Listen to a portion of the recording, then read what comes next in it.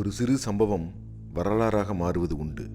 ஆனால் ஒரு திருக்கோயிலின் அம்மனின் பெயருக்கு முன்னால் மட்டுமே ஒரு மிகப்பெரிய வரலாறு மறைந்திருக்க முடியுமா? ஆம், அந்த அம்மனின் பெயருக்கு முன்னால் ஒரு மிகப்பெரிய வரலாறு மறைந்துள்ளது. அந்த கோயில் எங்கிருக்கிறது? அதன் பின்னால் உள்ள அந்த வரலாறு என்ன?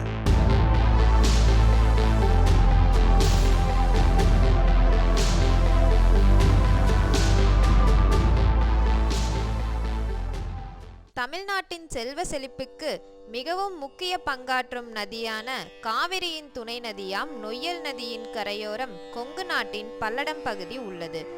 இந்த பகுதி சோழ நாட்டின் செல்வங்கள் அனைத்தும் தரைமார்க்கமாக துறைமுகத்திற்கு செல்லும் முக்கிய வழித்தடமாக திகழ்ந்தது. அக்காலத்தில் இப்பகுதி முழுவதும் காடுகளாகவே காணப்பட்டன. வேட்டுவர்கள் இந்த காடுகளை வேட்டையாடுதல் மற்றும் மேய்ச்சல் நிலமாக பயன்படுத்தி வந்தனர். பணிக்கம்பட்டியில் இந்த 1000 வருஷத்துக்கு முந்தி வேட்டுவர் பூமின்னு தான் சொல்லுவாங்க. இன்றைக்கி வேட்டுவர்களில் பணிக்கம்பட்டி ஏரியாவில் வேட்டுவரில் ஒருத்தர் இல்லை. வேட்டுவர்கள் பணிக்கம்பட்டியில் ஆட்சி பண்ணுற போது அவங்க வேட்டையாடிட்டு ஆடு மாடு மேய்ச்சிட்டு ஆதி காலத்தில் எல்லாருமே இப்போ விவசாயம் கால்நடை வளர்த்துற இது மாதிரி இதை வேட்டையாடுறது இது மாதிரி தொழில் தான், வேற ஒன்றும் இல்லை. ஒரு நிலையை தங்கி விவசாயம் பண்ணலை. தென்னிலை, ஊசிப்பாளையம், திருச்செங்கோட்டு செப்பேடுகளும் சோழன் பூர்வ பட்டயமும் இலக்கியங்களும் வேட்டுவர் பற்றிய பல ஆதாரங்களை காணலாம். இவர்களுள் வேட்டுவன், வேடன், காவிலவன், மாவிலவன், பூவிலவன் எனும் 5 பெரும் பிரிவுகள் இருந்தன. வேட்டுவ கவுண்டர்களின் ஒரு பிரிவான பூவிலவன் கவுண்டர்கள் இப்பகுதியில் அதிகமாக வசித்தனர். சங்க காலத்தில் வேட்டுவ குலத்தலைவர் சிலர் குறுநில மன்னர்களாகவும் திகழ்ந்தனர். எடுத்துக்காட்டாக கோடைமலை தலைவனான கடிய நெடுவேட்டுவன், தோட்டிமலை தலைவனான கண்டீர கோப்பெரு நட்கிள்ளி, கொல்லிமலை தலைவனான வல்விலோரி, கொடுமுடி முதலியோரை சொல்லலாம். சிலர் வழிப்பறி செய்யும் ஆரலை கல்வர்களாகவும் விளங்கினர். 150 வருஷத்துக்கு முன்னால் பெரிய செல்வாக்காக இருந்திருக்கு. பெரிய கோட்டை மேடு. அந்த கோயிலில் கதவை சாத்தின இந்த கோட்டையினுடைய கோட்டை இருந்தது பெரிய கோட்டை. இந்த கோயில் மட்டும் இல்லை, அதுபோக பெரிய கோட்டை இருந்திருக்குது. இந்த கோட்டையினுடைய கதவை சாத்தினா பல்லடத்துக்கு சத்து கேட்குமா, அவ்வளவு ஒரு பெரிய கோட்டை. அப்புறம் எங்களுக்கு தெரியும்போது பெரிய பெரிய ஏரி நிறைய இருந்தது. ஒரு 5 அடி 10 அடி உயரத்துக்கு. அப்புறம் நாங்கள் இந்த மண்கிண்ணம் அடிக்கிற போது சில புதிய பொருள்கள் எடுத்துருக்கிறோம். இல்லை மண்பாலத்தில் உள்ள தாமிக்கு தான், வேற ஒன்று தங்கமெல்லாம் கிடைக்கல. ஒரே தடவை ஒரு கல் கிடைக்கிது. கிபி 9ஆம் நூற்றாண்டில் முதல் ஆதித்த சோழன் ராசாவேடர்களை வென்று கொங்கு நாட்டை கைப்பற்றினான். இதன் விளைவாக கொங்கு நாட்டின் பல பகுதிகளில் குறுநில மன்னர்களாக திகழ்ந்த வேட்டுவ தலைவர்கள் சோழரது படைத்தலைவர்களாக மாற்றப்பட்டனர். கவுண்டர் இனத்தில் உள்ள ஒரு மன்னனின் பெயர் வன்னிராசா. வன்னிராசாவுக்கு இப்பகுதியில் ஒரு கோயில் எழுப்பப்பட்டது. சோழர்கள் கொங்கு நாட்டில் வேளாண்மையை பெருக்க பல அரிய முயற்சிகளை மேற்கொண்டனர். சோழரின் ஆதிக்கம் கொங்கு நாட்டு வரலாற்றில் ஒரு திருப்பு முனை எனலாம்.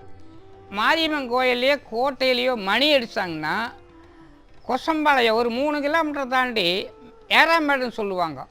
அந்த மணிச்சத்தம் அங்கே கேட்கும்னு சொல்லுவாங்க. ஆக அங்கே மணி கோட்டைன்னு தான் மணி இருக்குது, அது சத்தம் அங்கே கேட்கும்பாங்க. அப்போ அது எச்சோட்டு மணியாக இருக்குது.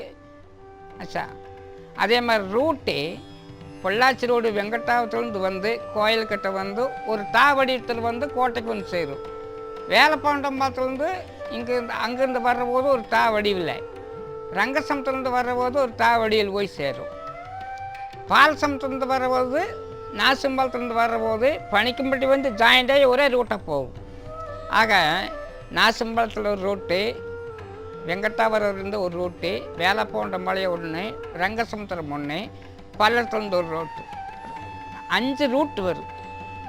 பூரா இணைச்சாலையாட்டம் மாரியம்மன் கோயில் அங்கே புறப்பட்டு பத்திரகாளியாத்த கோயில் கன்னியாத்த கோயில் இந்த பல ரூட்டில் ஜாயிண்ட் ஆகிக்கு. அது ஒன்று தற்காலிகம் ஏற்பட்டதா முதல்ல ஏற்பட்டது. ஆக மொத்தம் 6 ரூட் அந்த ஊருக்கு உண்டு. இந்த அமைப்பு எல்லா கோட்டைகளிலும் இருக்குது. ரிஸ்க்குன்னு டைரெக்டாக போனால் கோட்டை காம்பவுண்டு அந்த கோட்டை கதவுக்குள்ளே பூந்து கோட்டைக்குள்ளே போக முடியாது. கிபி 10ஆம் நூற்றாண்டளவில் தொண்டை நாட்டிலிருந்தும் சோழ நாட்டிலிருந்தும் கொங்கில் குடியேற்றப்பட்ட வேளாளர்கள் நீர்ப்பாசனத்துடன் கூடிய விவசாயத்தை விரிவுபடுத்தினர். இவர்களே தற்போதுள்ள கொங்கு வேளாள கவுண்டர்கள். கல்வெட்டுகளில் இதற்கான சான்றுகள் உள்ளன. இந்த கொங்கு நாடுங்கிறது தெற்க பழனி வரைக்கும், மேற்க ஆனமலை, வடக்க தலைமலை, கிழக்க காவிரி, இதுதான் புத்தகத்தில் எல்லாம் இது கொங்கு நாடு. இந்த கொங்கு நாட்டோடைய அமைப்பு எப்படின்னா, காத்தி விளக்கு இருக்குதுல்ல, காத்தி விளக்கு மாதிரி தான் புவியியல் அமைப்பு. கொங்கு நாட்டோட புவியியல் அமைப்பு அதில் திரி போட்டு தேவை மாதிரி இதல்ல, திரி போட்டிருக்கிறது காவிரி நதி. சென்னை கீழ்த்திசை சுவடிகள் வெளியிட்டுள்ள சோழர் பூர்வ பட்டயம் எனும் வெளியீட்டில் சோழர்கள் ஆட்சி அதிகாரம் செலுத்திய பகுதிகளுக்கு வேட்டுவரும் வேளாளரும் பாளையக்காரர்களாக நியமிக்கப்பட்டனர். இவர்கள் பட்டக்காரர் எனவும் அழைக்கப்பட்டனர். அந்த ஆதாரத்தில் பட்டக்காரர் பெயர்களும் வரி வசூல் செய்பவர் பெயர்களும் வெளியிடப்பட்டுள்ளன. இந்த கோயில் ரொம்ப பழமையான கோயில். இது இந்த கிராமத்துக்கே சேர்ந்தது, 6 ஊருக்கு சேர்ந்த கோயில். இது ரொம்ப காலமாக கும்பாபிஷேகம் பண்ணாமல் புனருத்தானம் பண்ணாமல் இருந்தது. 2007ஆவது ஆண்டு கிராம மக்கள் எல்லாம் கூடி இது கும்பாபிஷேகம் பண்ணலாம்னு ஒரு முடிவு எடுத்து எல்லா ஊருக்காரும் சேர்ந்து முயற்சி எடுத்து இந்த கோயிலை புனருத்தானம் பண்ணுறதுக்கான ஏற்பாடுகள் பண்ணி பாலாலயம் பண்ணி வேலைகளெல்லாம் தொடங்கி செஞ்சோம். எல்லா ஊருக்காரும் நல்ல ஒத்துழைப்பு கொடுத்தாங்க. இதுக்கு பேரூர் ஆதீனம், செஞ்சேரிமலை, கௌமார மடம், பழனி ஆதீனம்,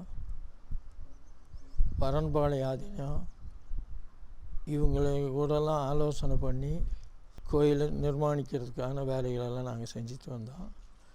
இந்த கோயிலுக்கு முதன்மையான ஒரு ஊர் கவுண்டராக இருக்கிறதுக்கு இங்கே பணிக்கும்பட்டியை சேர்ந்த சென்னிமலை கவுண்டருங்கிறவர் தான் அதுக்கு அவங்க இருந்தாங்க. அவங்க இப்போ உயிரோடு இல்லை.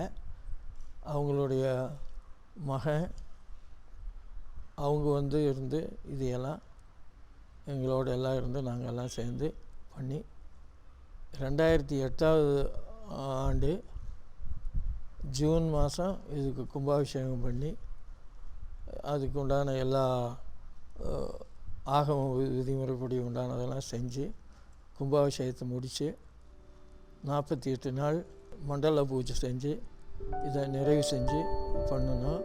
பல்லடம் பகுதிக்கு கிபி 8ஆம் நூற்றாண்டு நியமிக்கப்பட்ட பாளையக்காரர் பெயர் பணிக்கர் மன்றாடியார். பணிக்கர் மன்றாடியார் தலைமையிலேயே அன்று இந்த பல்லடம் பகுதி முழுவதும் வரி வசூல் செய்யப்பட்டது. இவர் தங்குவதற்கான கோட்டையும் சோழர்கள் அமைத்துக் கொடுத்தனர். பெரிய மகிழ்ச்சியான கோயில், பெரிய சக்தி இருந்தது. எனக்கு தெரிய அவ்வளவு சக்தி இருந்தது. கல்யாணம் பண்ணுறதோ, ஒரு புது வீடு வாங்குறதோ, வீடு வாங்குறதோ எல்லா கோயிலில் போய் பூ கேட்டுட்டு தான் செய்வாங்க.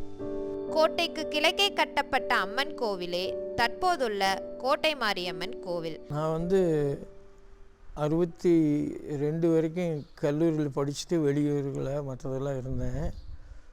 அதுக்கப்புறம் ஊருக்கு நான் எங்கள் பூர்வீக தொழில்னால விவசாயத்தில் ஈடுபட்டு இருந்தப்போ இந்த கோயிலுக்கெல்லாம் வந்துட்டு போயிட்டு அப்படி இருந்துட்டு இருந்தோம்.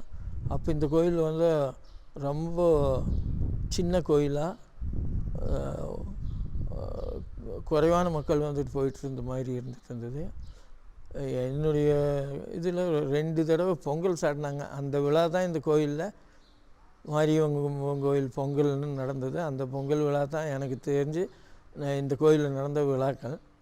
அதுக்கப்புறம் இந்த கும்பாபிஷேகத்துக்கு ஏற்பாடு பண்ணி மற்ற கோயிலை எல்லாம் இடித்து கட்டி அதுக்கு வேணுங்கிற ஏற்பாடுகளெல்லாம் கிராமங்கள்லாம் எல்லா கிராமத்துக்காரரும் பண உதவி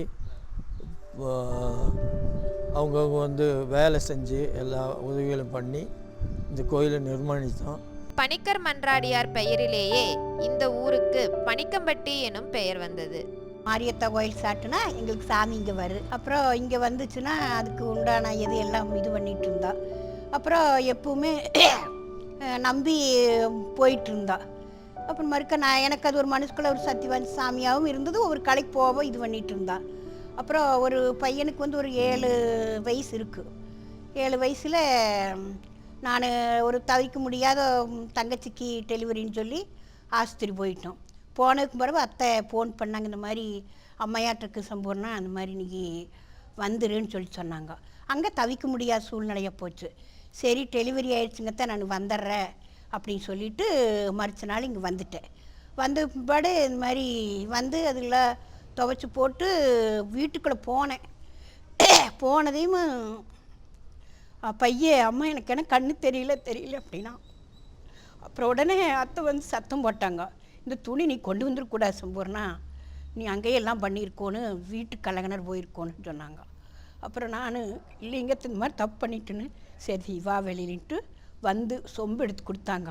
சொம்பு எடுத்து கொடுத்து இந்த மாதிரி படிக்கும்பட்டி மாரியம்மன் கோயிலுக்கு போய் தண்ணியை மோந்து தலையோடு ஊற்றிட்டு நீ 1.25 ரூபா குத்தக்காணிக்கு வச்சு சாமி கும்பிட்டு வா, சாமி கும்பிட்டு தீர்த்தம் கொண்டுட்டு வா அப்படின்னுது. அப்புறம் சரின்னு அதே விடிக்கா பணிக்கும்பட்டி போனேன். போய் தண்ணி ஊற்றிட்டு நொறுங்க அழுது மறுக்கா தீர்த்தத்தை கொண்டு வந்து போட்டேன்.